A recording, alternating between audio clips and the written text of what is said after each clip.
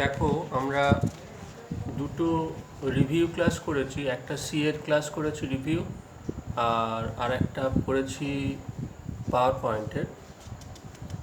আজকে আমরা একটু এক্সেল নিয়ে বলবো, রিভিউয়ের মধ্যেই পড়ে।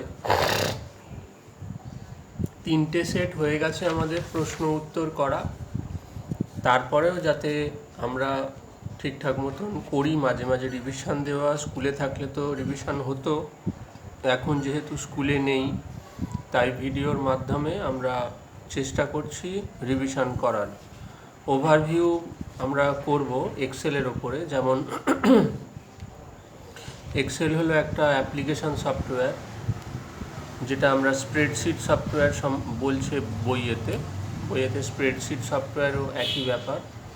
স্প্রেডশিট কথার অর্থ হলো যখন আমরা একটা টেবিল আকারে পাই, মানে রো এবং কলামকে যখন টেবিল আকারে পাই তখন তাকে আমরা স্প্রেডশিট সফটওয়্যারও বলতে পারি। তো এইখানে আমরা এক্সেল হচ্ছে একটা অ্যাপ্লিকেশন সফটওয়্যার, যার সাহায্যে ম্যাথামেটিক্যাল ক্যালকুলেশন ছোটোখাটো আমরা করতে পারি, ডেটা স্ট্রাকচার মেনটেন করে কোনো কিছু কোয়ারি করতে পারি। এটা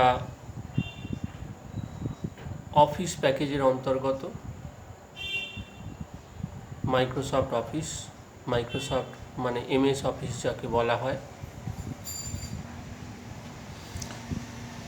এই এক্সেলের যে তিনটে মেন কম্পোনেন্ট রয়েছে সেটা হলো ওয়ার্কবুক, একটা ওয়ার্কশিট আর সেল। ওয়ার্কবুক, ওয়ার্কশিট আর সেল, এই তিনটে কম্পোনেন্ট মেন।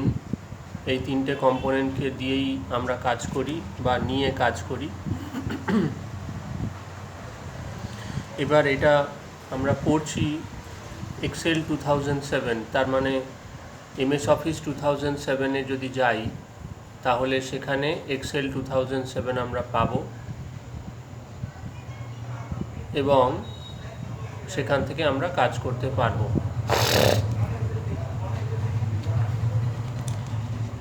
যেহেতু এক্সেল 2007, সেই কারণে আমরা কিছু নতুন জিনিস পেয়ে থাকি এখানে।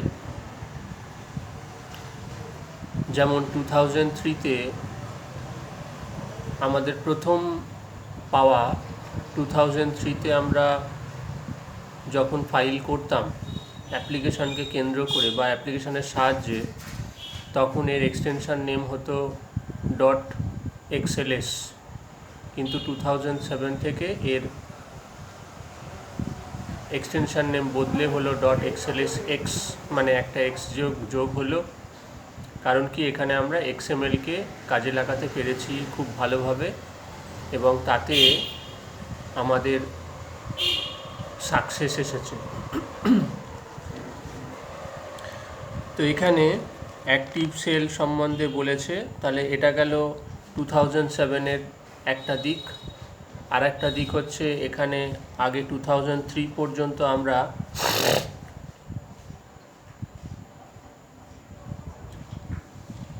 ড্রপডাউন মেনু পেতাম, কিন্তু এখানে 2007 থেকে আমরা ড্রপডাউন মেনু পাই না, তার বদলে আমরা রিবন পাই। রিবনে সমস্ত টুলগুলো আমাদের কাছে আছে, সেই টুলগুলোর থেকে আমরা খুব তাড়াতাড়ি কাজ করতে পারি।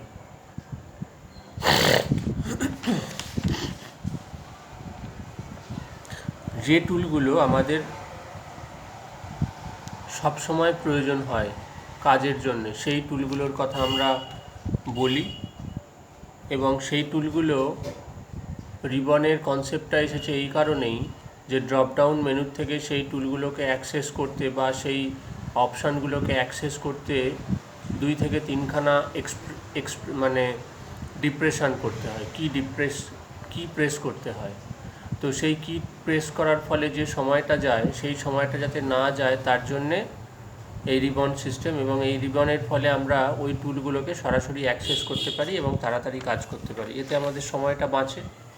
তাহলে এই রকম ছোট ছোট অনেক কিছুই আছে যেগুলো 2007 ভার্সন থেকে আমরা অ্যাভেল করতে পারছি। এছাড়াও আমাদের এখানে রো এবং কলমের সংখ্যা আগে যেরকম ছিল এখন কিন্তু তার থেকে অনেকটা বেড়ে গেছে। যেরকম এখন 10 লাখের ওপরে তোমার রো আছে আর কলম হচ্ছে 16,000-এর ওপরে। তারপরে আছে তোমার ফরম্যাট আগে যেরকম ছিল এখনও সেরকম ফরম্যাটই রয়েছে, কিন্তু সেল ফরম্যাটের ক্ষেত্রে সেল ফরম্যাট মানে তো সেরকমভাবে টেক্সট ফরম্যাট, সেলের মধ্যে যে টেক্সট ফরম্যাট হয় অর্থাৎ মাঝখানে বা একটু উঁচু করে বা একটু নামিয়ে সেলের মধ্যেই বা একটু ডান দিক করে বা একটু বাঁ দিক করে, এই ধরনের ফরম্যাটগুলো আগে কিন্তু ছিল না, বা এই ধরনের টুলগুলো আগে কিন্তু ছিল না। এখন যেরকম 2007 থেকে এই ধরনের টুলগুলো আমরা পেয়ে থাকি বা পাই, তাতে আমাদের অনেকটাই সুবিধে হয়।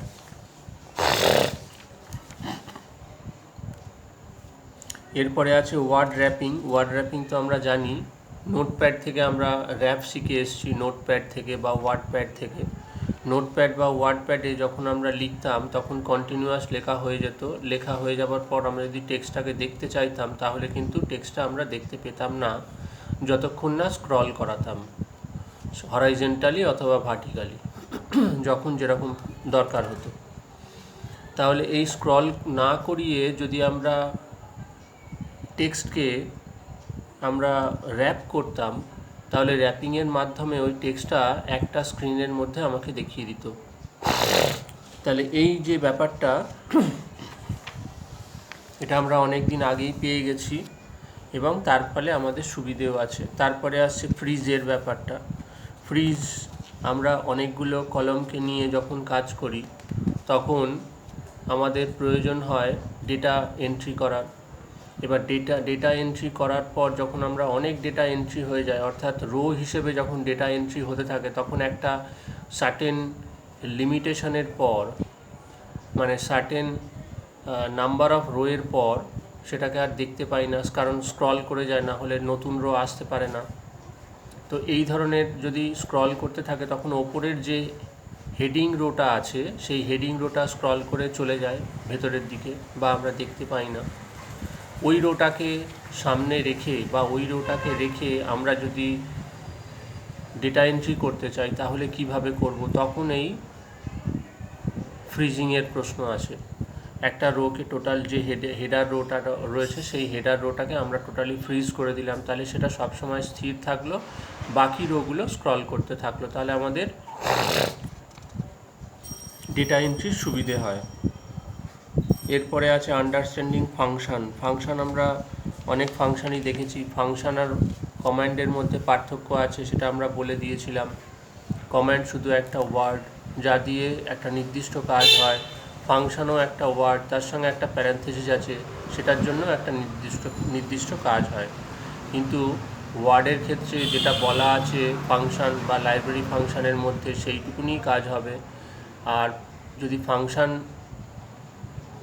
না, কমান্ডের ওটা হলো কমান্ড, আর যদি ফাংশন হয় তাহলে আমরা সেখানে প্যারানথেসিস বা প্যারামিটার ইউজ করতে পারি ওই ব্র্যাকেট, ফার্স্ট ব্র্যাকেট ওপেন আর ক্লোজের মধ্যে। এইগুলো ডিপেন্ড করছে আমাদের ইউজ করার ওপরে, সেই জন্য এখানে ফাংশন আর কমান্ড বলা হয়ে গেছে। এবার সেই অনুযায়ী প্যারামিটার আমরা ইউজ করব এবং বিভিন্ন টাইপ ফাংশন এখানে দেখানো হয়েছে, যেমন সাম, অ্যাভারেজ, তারপরে মিন, ম্যাক্স, তারপরে এসকিউআরটি, কাউন্ট, তারপরে প্রোডাক্ট, পাওয়ার, কোশেন্টটা ইম্পর্টেন্ট, এটা ডিনোমিনেটার আর নিউমারেটার আর ডিনোমিনেটার নিয়ে কাজকর্ম হয় কোশেন্টটা। এসকিউআরটি সব বোঝা গেছে, এসকিউআরটি স্কোয়ার রুট। তারপরে মড ফাংশন ব্যবহার করা হয়। তার কারণ হলো কোনো জায়গায় যদি আমরা জানতে চাই যে কোনো একটা ভাগ করার পর ওখানে ভাগশেষ রইল কিনা, তার জন্য মড ফাংশনটা ব্যবহার করতে হয়। এরপরে কনক্যাটিনেট ফাংশন আছে। কনক্যাটিনেট হচ্ছে দুখানা টেক্সটকে যদি আমরা একসঙ্গে জুড়ে দিতে চাই তাহলে কনক্যাটিনেট ফাংশনটা ব্যবহার করতে হয়। এরপরে ট্রিম ফাংশন রয়েছে। ট্রিম ফাংশনে কোনো টেক্সটের বাঁ দিকে যদি কোনো স্পেস থাকে তাহলে সেটাকে বাদ দিয়ে কার্যকর করা হয়। ডেট ফাংশন আছে, শুধু ডেটটা বলে দেয়। আর টুডে ফাংশন আছে, টুডে ফাংশনেও তোমার ডেট এবং টাইমটা বলে। নাও ফাংশনটা ব্যবহার করা হয়। নাও ফাংশনে বলছে যে এই যে বলছে নাও ফাংশন আপডেট, মানে যখন তোমার নাও ফাংশনের এটাই ব্যাপার, ওটাও টুডের মতনই আউটপুট, কিন্তু ওটা তুমি যখন নাও ফাংশনটা ব্যবহার করবে সেই মুহূর্তে ডেট অ্যান্ড টাইমটা তোমাকে জানাবে। এটাই হলো নাও ফাংশনের সঙ্গে পার্থক্য। এরপরে আছে ইফ ফাংশন। ইফ ফাংশন একটু জটিল ফাংশন, খুব ভালো। জটিল ফাংশন মানে বুঝতে পারলে খুব ভালো। এটা দিয়ে আমরা অনেক কিছু সলভ করতে পারি। কোনো ডেটাবেসের মধ্যে যদি কোনো ডেটা আমরা অ্যাক্সেস করতে চাই, কোনো ডেটাবেসের মধ্যে থেকে যদি কোনো ডেটাকে অ্যাক্সেস করতে চাই, তখন আমাদের ইফ ফাংশন ব্যবহার করা হয়, বা ইফ ফাংশন আমরা তখনই ব্যবহার করি। এরপরে তোমার লজিক্যাল অপারেটর দিয়ে ব্যবহার করতে হয় ইফ ফাংশন। লজিক্যাল অপারেটর ছাড়া ইফ ফাংশন ব্যবহার করা যায় না। এরপরে আছে চার্ট।